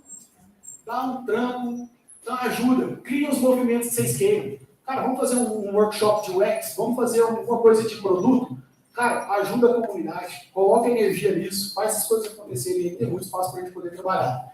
Tech Prime, você quer fechar aqui, gata? Quer responder perguntas? Tem pergunta? Tem pergunta, Marquinhos gosta de perguntar. O Marquinhos é um cara que faz a pergunta, Marquinhos. Aquele slide seu, se você puder colocar, onde você tem. É o seguinte, Só tem que ligar. você em algum momento, eu queria que você falasse um pouquinho, porque eu imagino que isso aconteça. Você está ali na imersão, você chega a definir o ponto de vista com a galera, você está naquela fase, ou na ideação, aí você tem que voltar para trás. Ou tudo perdeu o sentido. Pivotando, mudando, a empresa agora, cara, não tem mais equipe. Ou, sei lá, mudou, agora o foco é outro. E fala um pouquinho para a gente disso, eu acho que isso dá uma riqueza muito grande, porque a coisa está em movimento, e isso não é muito linear, né? Na verdade, às vezes você volta, você sai da ideação, volta para a imersão. Você está fazendo a própria de parte, fala, cara, não faz sentido mais. A empresa vai para o outro lado. E agora? Né? Tem as frustrações, tem os sentimentos, fala um pouquinho para a gente. O que eu faço com o menino é assim, galera, o que nós tínhamos planejado vai ficar aqui. Nós não vamos jogar fora, vai ficar quietinho aqui. Isso vai dar certo. Em algum momento nós vamos executar, mas agora nós precisamos priorizar o que a empresa quer. Aconteceu com a Paula recentemente. A gente foi lá, criou toda uma estrutura de FAQ. Criamos um protótipo, estruturamos tudo e fomos lá apresentar os casos. Cara, assim, não, nós não queremos isso aí agora não. Aí o que rola? Frustração. Aí a gente tem que sentar e falar assim, não é o momento, mas o momento vai chegar. E eu tento fazer isso com os meninos direto. Galera, não vamos sofrer. O timing da empresa é diferente do nosso. Passou o quê? 4 meses? 3 meses? Vamos voltar 10 passos para trás, eu quero morrer quando eu falo isso. Passou 4 meses, vamos mandar os 10 passos que a gente voltou? Passou 4 meses, o pessoal chegou lá e falou assim, sabe aquele projeto que vocês fizeram lá? Então, agora a gente quer. Aconteceu isso agora, cara. Espera A o Paula, tempo, né? Então, assim, isso é o tempo todo, cara. Então, o que a gente precisa ter, e aí eu falo isso porque, quando eu falo de errar, por isso que eu falo, eu já parto do princípio que eu vou errar. Porque se der certo, cara, deu bom. Mas se alguma coisa mudar no caminho, cara, beleza, vamos em frente. Desapego total. Eu sou um cara muito desapegado. Muito desapegado. O que eu sofro é com propósito. Porque eu tento colocar propósito em tudo que eu vou fazer. E aí, quando eu estou alinhado a propósito, e aí vem alguma coisa diferente daquilo, me gera um pouco de dor. E eu tenho que vir aqui ressignificar tudo para poder construir algo do zero. Mas é dia a dia. É dia a dia. Então, assim, não pense que isso aqui é um mar de rosas. Não pense que, vou trabalhar com design thinking e vou ser feliz. Não vai. Você vai sofrer pra caramba. Principalmente porque você começa a trabalhar involuntariamente. Eu trabalho 24 horas por dia, se eu parar para pensar, porque eu durmo, minha cabeça está processando. Eu saio, eu chego aqui, vou estacionar meu carro, eu fico pensando como é que foi a minha experiência estacionar. Eu entrei, eu fico pensando como é que foi a minha experiência chegar até aqui. Eu cheguei aqui, eu fico pensando como é que foi a minha experiência ligar o computador. O Arthur veio aqui e resolveu o problema do passador de coisas aqui, porque a experiência de achar o negócio aqui é horrível. Isso aqui fica na minha cabeça o tempo inteiro. É uma doença que você gera. Sério, mas é top. Aí você fala assim, caraca, mano, eu sou um bichão, tô trabalhando toda hora. Você pode falar, irmão. Na prática, tem alguma metodologia que eu saiba que eu descobri o problema raiz e não resolvi o problema que, na verdade, não é o raiz? De outro problema? Tipo, porque como é que você cheguei no último porquê? Como que eu chego no último porquê? Essa é uma excelente pergunta. Nem sempre você vai chegar. Você vai ter que partir do princípio de que aquele é a raiz. Então você cria uma hipótese. E aí você tem que validar se aquilo realmente é um problema ou não. Então, quando eu encontro uma causa raiz do problema, eu tenho que partir do princípio de que aquilo é a causa raiz. Então, não necessariamente é, mas eu parto do princípio que é. Crio uma hipótese para validar se é realmente a causa raiz. Testo, coleto feedback, volto e faço o processo acontecer. Se nesse determinado momento eu preciso medir para saber se está dando resultado ou não, eu vou saber se aquilo realmente era a causa raiz do problema, se aquele problema deixar de existir. Se as coisas continuarem acontecendo, pode ser que eu não resolvi o problema na causa raiz. Tem um case muito bom, que é o meu case favorito disso. Inclusive, eu rodei mais de 10 workshops para poder achar a causa raiz disso e ninguém achava. Todo mundo criando um monte de coisa. Tem tempo para contar isso? Tem. Vou tentar ser rápido. Vou pegar mais. A gente fez um trabalho que era para entender como que era a jornada de devolução do equipamento. Então, pense que você contratou um serviço de TV a cabo. E aí você cancela. Ao cancelar, você precisa devolver o equipamento. É padrão. Sky, NET, Algar era desse jeito. Então, Algar, você cancelava o Algar, agora você precisa devolver o equipamento. E aí, cara, a gente fez uma série de estudos para poder entender como resolver esse problema. Aí eu lembro, cara, até hoje, tem um workshop. Os caras deram uma ideia que eu falei, mano, parei, desce no mundo. Um grupo deu uma ideia para criar um totem na loja do Janequine. Porque o Janequine era o garoto propaganda da Algar na época. Eu disse, nossa, vamos criar um totem na loja, a gente coloca um Janequine e a gente coloca um dispenser para os caras colocar lá o equipamento para devolução. Um totem na loja.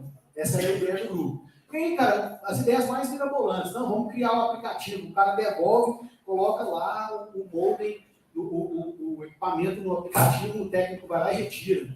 Vamos colocar o auto-serviço na URA. A gente coloca lá na URA, o cara fala que quer cancelar, automaticamente o técnico vai na casa dele e tira o equipamento.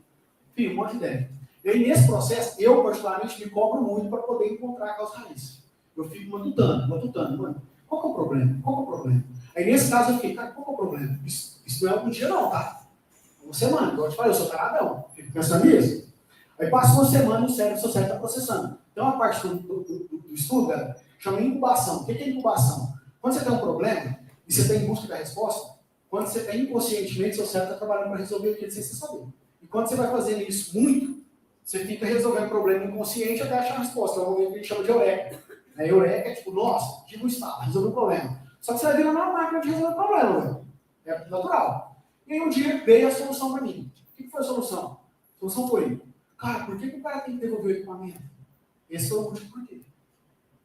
Por que o cara tem que devolver o equipamento? Por que eu pego esse equipamento de volta? E aí a gente foi achar o dinheiro na jornada. Quanto custa devolver o equipamento? Essa foi a outra pergunta. Quanto custa devolver o equipamento? Tem a ligação custa R$ 4,25 um minuto. Então toda vez que ele me liga, eu tenho um custo de ligação. Quando o técnico vai na casa do cara, o técnico custa R$ 29,00. Na época, estava R$ 29,00 por técnico na sua casa de equipamento. Quando esse cara vai na casa do cliente e não pega o equipamento, o cliente tem que devolver o equipamento na loja. E aí tem todo um custo, só que no caso é do cliente, para devolver o equipamento na loja. Se o cliente não devolve o equipamento na loja, ele recebe o nome dele vai para o Serasa. Então, a Algar ia lá e... como é que é o nome disso? Protesta. Isso. Ia lá e protestava o nome do cara. Quanto custa para protestar? R$ 150 para negativar o nome do cliente. R$ 150 para negativar. Beleza. Se esse cliente foi negativado por indevido e ele entrou com uma ação judicial, que é o que acontece, negativou meu nome, o que eu faço? Vou levar essa empresa na justiça.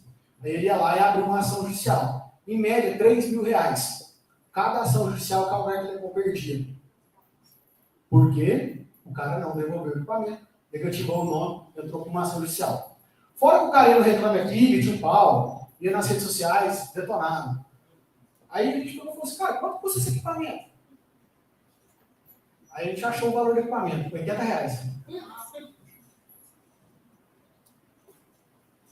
O cara quer cancelar. O que eu faço com esse equipamento? Meu filho, joga isso fora, faz o que você quiser, menos me devolve.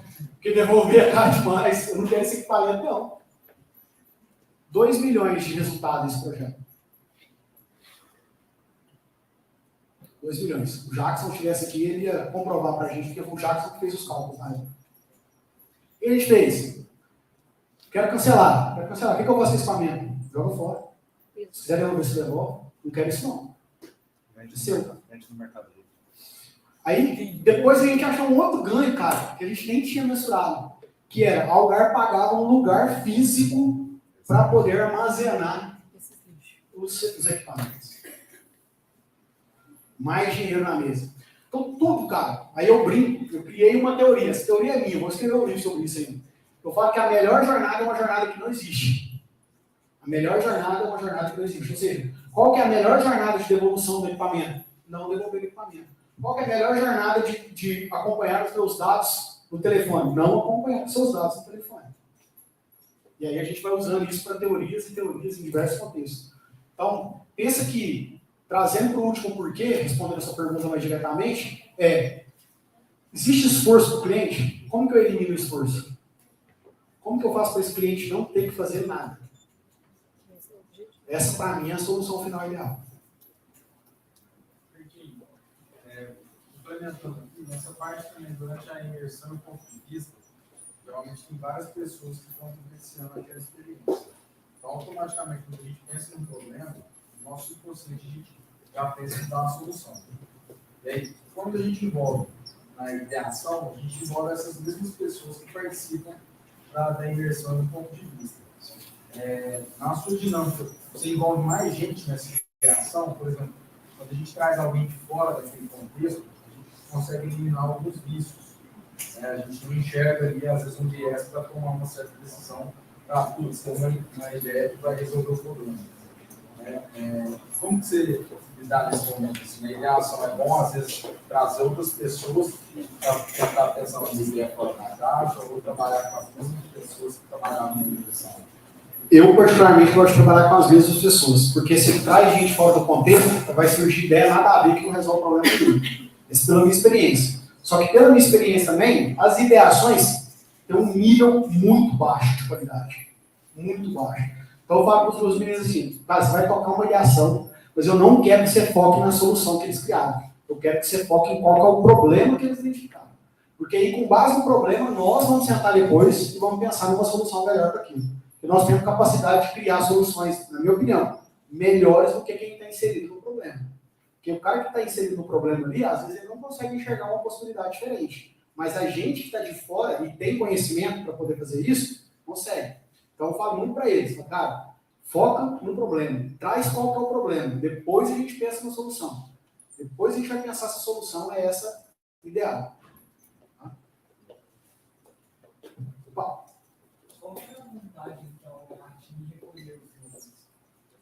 Qual que era a vantagem? Nenhuma. Por quê? Alguém colocou isso no BP. Existe uma parada que chama Business Plan. Pergunta qual que é a vantagem que o Algar tinha de recolher esses equipamentos. Porque basicamente como funciona? O Dunga era um cara desses aqui, ó, especialista em criar BP. Estou mentindo? Business Plan. O que o Cleiton falou é muito interessante. Quando você está numa empresa, você fica inserido tanto em dar solução. Então, quando você cria o BP, você tem lá, para instalar uma internet na sua casa, vai custar tantos metros de fio, tantos de equipamento, e eu ponho o equipamento. Como você vira para uma empresa e fala o seguinte, não, aquele equipamento lá vai estar lá. Então, vai aparecendo tudo solução. Não, põe o técnico custa. O técnico que vai pegar o equipamento, ele poderia estar fazendo uma ordem de serviço, uma implantação, que gera mais receita. Então, põe um cara de moto. O cara é mais barato. Então, vai umas soluções e não chega onde o cliente fala, mas peraí, qual que é o problema?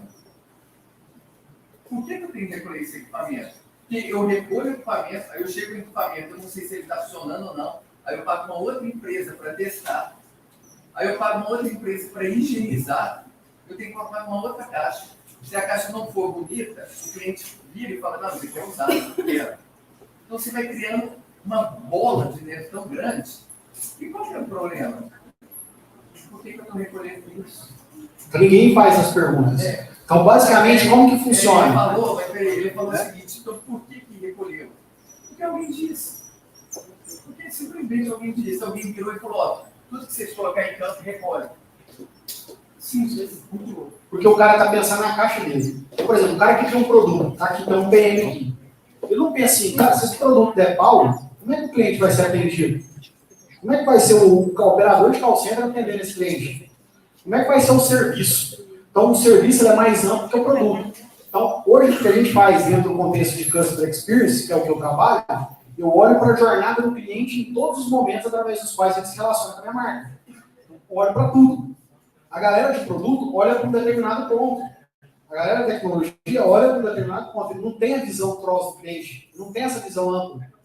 Sacou? Então, eu brinco que, para quem quiser trabalhar principalmente com tecnologia, tem que olhar muito mais para a camada de serviço do que para a camada de produto. Porque criar produto é fácil, difícil é você criar o serviço. O serviço é complexo pra caramba. Entender toda essa experiência é muito complexo. Então, porque cada um está pensando na sua própria caixinha. Por isso que cria esses problemas dentro das organizações. Então, cada um dentro da sua caixa preocupado com o seu próprio retorno. Basicamente, é isso que as empresas fazem. Você falou uma coisa interessante. Você falou que veio com aquela pergunta do Marco Antônio, do Bahia. Né? Tem um case singular que uma empresa ela vende bicicleta pela internet. E está estragando demais as bicicletas. Estragando muito. Agora, pense isso numa reunião grande. Não, vamos rever contrato de fornecedor, vamos rever contrato de logística, multa os caras, multa não sei o quê.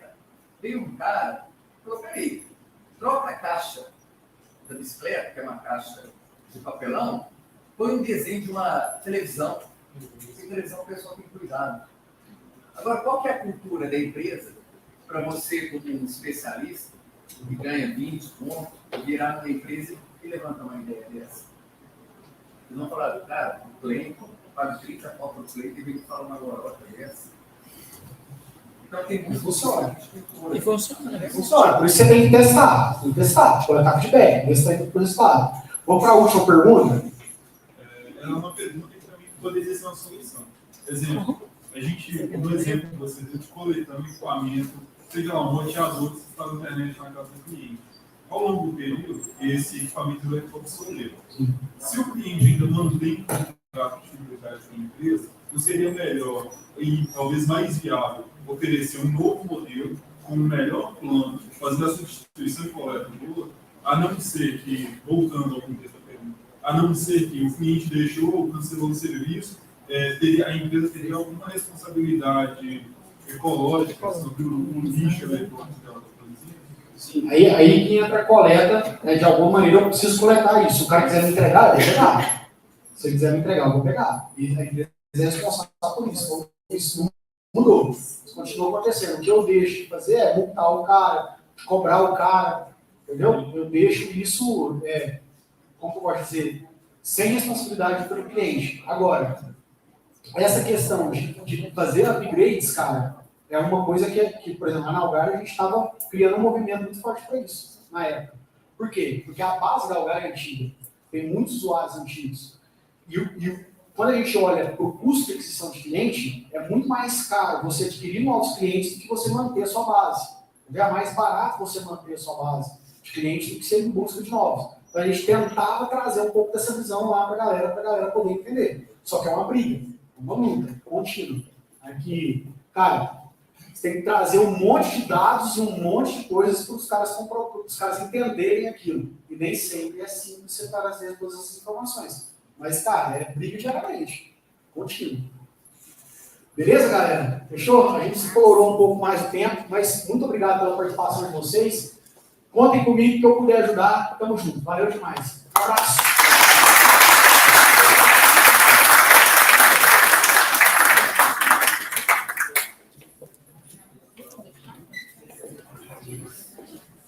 Ei, galera, só um minutinho. A gente tem que tirar a fotinha, né? A gente sempre esquece.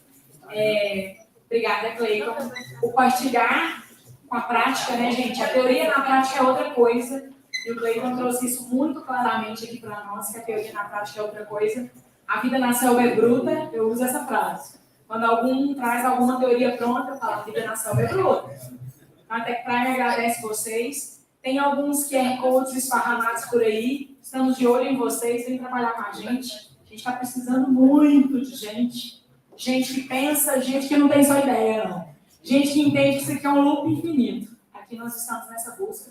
Obrigada ao Uber Hub pela oportunidade e por poder estar aqui cooperando com o ecossistema. Vem, gente, vamos cooperar com o ecossistema, dá trabalho pra caramba, mas é gostoso, tem propósito.